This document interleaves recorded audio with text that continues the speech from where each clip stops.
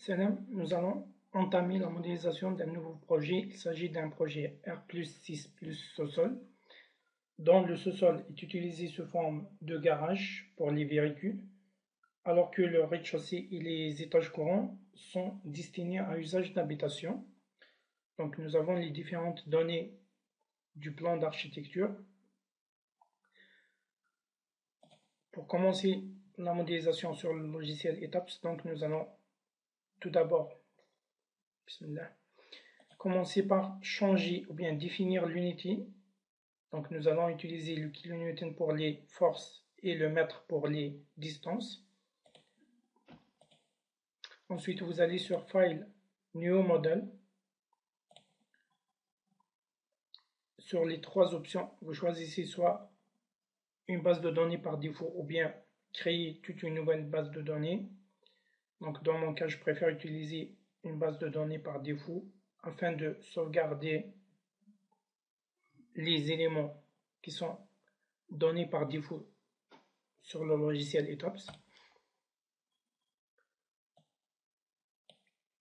Ensuite, l'étape suivante concerne la définition des caractéristiques géométriques.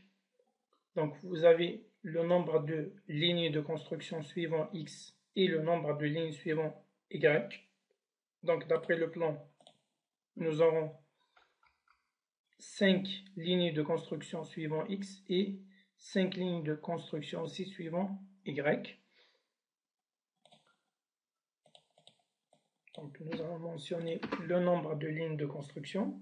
Ensuite, pour les dimensions ou bien la longueur des travées, donc vous allez choisir l'option Custom Grid Spacing, c'est-à-dire que nous avons des travées différentes et nous allons définir leur longueur en cliquant sur l'option Edit Grid. Vous avez deux choix, soit Ordinates ou bien Spacing. Dans mon cas, je préfère utiliser Spacing afin de donner la longueur de chaque travée entre axes à part. Donc, en commençant par le point A, j'ai les longueurs donc des différentes travées sur mon plan d'architecture. Donc, j'ai 3,50 m, 3,40 m, 3,39 m et 3,15 m. Donc, ça, c'est suivant X. Donc, nous allons introduire ces différentes longueurs.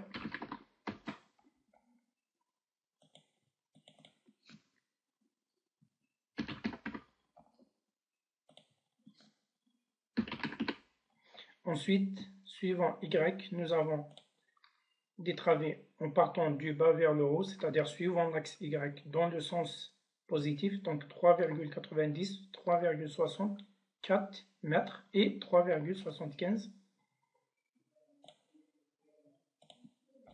Donc en partant de la première ligne de construction qui va désigner le point de départ de la première travée, donc 3,90.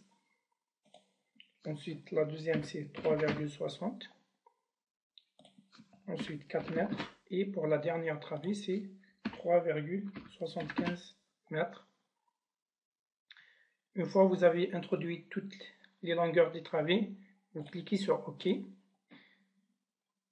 Pour la partie qui concerne les dimensions des étages, donc nous avons le nombre d'étages qui est égal à 8, puisque nous avons un sous-sol, un rez-de-chaussée et 6 étages courants. Ensuite, pour la hauteur des étages courants, d'abord, donc nous avons une hauteur commune pour le rez-de-chaussée et les étages courants égale à 3,06 mètres, alors que la hauteur de l'étage inférieur, ou bien dans notre cas le sous-sol, est égal à 4,08 mètres. Vous choisissez l'option Grid Only afin d'afficher les lignes de construction simplement. Vous pouvez effectuer une vérification en plan en activant la fenêtre ou bien la vue en plan en allant sur les options de vue. Vous cochez l'option Dimension Lines pour afficher les cotations ou bien les dimensions des travées. Donc vous effectuez une vérification. Pour vérifier la hauteur des étages, avec un clic bouton droit, vous allez sur Edit Story Data et vous vérifiez donc la hauteur introduite pour chaque étage.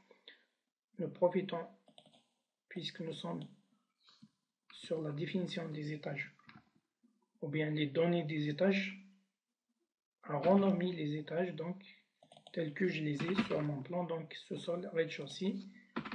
Ensuite, 6 étages.